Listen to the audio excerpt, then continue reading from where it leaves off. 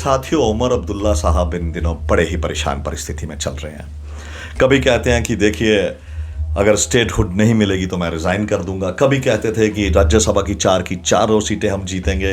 कभी कोई बहाना बनाते हैं। जब जब अब राज्यसभा की 4 सीटें भी उन्हें जीतीं, 4 में से 3 का स्कोर हो गया। हालांकि नेशनल कॉन्फ्रेंस का नंबर ही ऐसा था कि वो 4 की 4 सीटें जीत सकती थी, लेकिन भारतीय जनता पार्टी के उम्मीदवार ने, जिसमें 28 भारतीय जनता पार्टी के वोट थे, उससे लगभग 4 वोट ज़्यादा लिए और 32 वोट लेकर वो विजय हुए।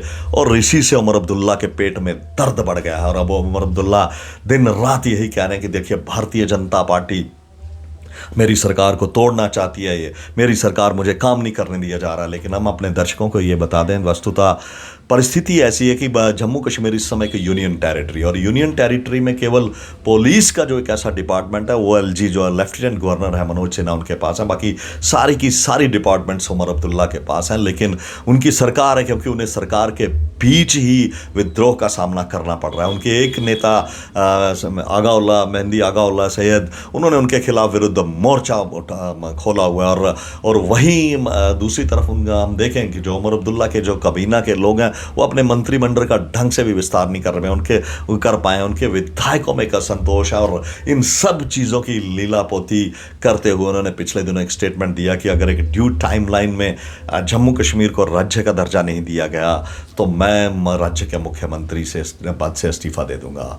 देखिए, केंद्र सरकार ने बार बार ये कहा है कि जब परिस्थितियां बिल्कुल सामान्य होंगी, जम्मू कश्मीर को राज्य का दर्जा दिया जाएगा। लेकिन सबसे बड़ी बात यह कि उमर अब्दुल्ला की सरकार की उम्र अब ज़्यादा नहीं है। ये यकीन मान के चलिए, ये सरकार अब ज़्यादा दिन नहीं चलेगी और अपने ही बोझ तले गिर जाएगी। और यहाँ तक राज्य की दर्जा का सवाल है, देखिए, ये वही नेशनल कॉन्फ्रेंस है जिसने जम्मू कश्मीर में नफरत का इतना बीज बोया। ये वही पार्टी थी जिसने 1984-85 में जो एक पब्लिक मैंडेट था उसको उलट दिया था, और उलट करने के बाद जो जीते हुए कैंडिडेट थे उन्हें हरा दिया था और हराने वालों को जिता दिया था।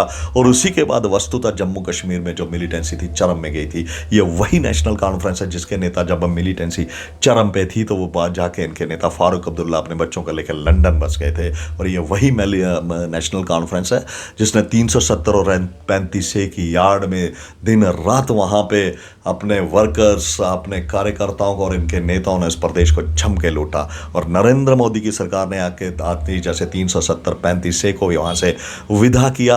अब इनसे वो चीज़ें देखी नहीं जा रही हैं। वो जो पुरानी राजशाही ठाठ-बाट थी वो इनसे देखी नहीं जा रही है। और वस्तुतः हालात ये है कि इनकी के पार्टी के नेताओं ने इनके विरुद्ध मोर्चा खोल दिया और उन्हें बखूबी पता है कि ये सरकार की उम्र अब ज़्यादा नहीं है। और उन्होंने ये ढाल बनाते हुए इस सरकार के ऊपर एक प्रेशर बनाया कि अगर ड्यू टाइम पे मुझे स्टेटहुड नहीं दी गई तो मैं इस्तीफा दे दूंगा। तो उमर अब्दुल्ला साहब, आप ये मान के चलिए कि आपके इस्तीफे से किसी को फ़र्क नहीं पड़ना पड़ता है। दूसरी तरफ यदि हम देखें तो भारतीय जनता पार्टी और उसके विधायक और उनके जो LOP हैं, सुनील शर्मा, उन्होंने दिन रात करके उमर अब्दुल्ला को इतना बैकफुट पे कर दिया है। वो बातों बातों में हर बार वो पूछते हैं कि आपके इलेक्शन मैनिफेस्टो का क्या हुआ, आपके 12 सिलेंडर्स का क्या हुआ, 200 यूनिट बिजली का फ्री का क्या हुआ, 1 लाख जो आपने कहा था कि मैं सरकारी जॉब देंगे उनका क्या हुआ। लोक लुभावन मुद्दे बातें करके आप सत्ता में आए थे, वो सारी चीज़ें पूरी नहीं हो रही। और भारतीय जनता पार्टी के विधायक और उनके नेता सुनील शर्मा जिस प्रकार एक विपक्षी नेता की भूमिका निभा रहे हैं, उससे उमर अब्दुल्ला साहब को कोई जवाब देते बन नहीं रहा है। अब वो बार बार दूसरी पॉलिटिक्स पे आ गए हैं, धर्म की राजनीति कर रहे हैं, क्षेत्रवाद की राजनीति का भी नारा उन्होंने चलाया। लेकिन राज्यसभा के चुनावों में ये भी काम नहीं हुआ। आंकड़ा नहीं होते हुए भारतीय जनता पार्टी ने जिस प्रकार से ये सीट जीती है, उमर अब्दुल्ला को भी ये बखूबी आभास हो चुका है कि सरकार अब ज़्यादा दिन नहीं चलेगी। और इसलिए उन्होंने ये कहना गलाना शुरू कर दिया है कि यदि स्टेटहुड नहीं दी गई तो वो इस्तीफा दे देंगे। और आप ये मान के चलिए, इस सरकार की उम्र अब ज़्यादा नहीं है, बड़ी जल्दी ही यहाँ ये सरकार गिर जाएगी। और मेरा ये अपना मानना है कि अब जब ये सरकार गिरेगी और उसके बाद भारतीय जनता पार्टी को वहाँ पे सरकार बनाने से कोई नहीं रोक सकता, और यह भी इतिहास में लिखा जाएगा। और भारतीय जनता पार्टी का पहला मुख्यमंत्री जम्मू कश्मीर को शीघ्र अतिशीघ्र मिलने वाला है।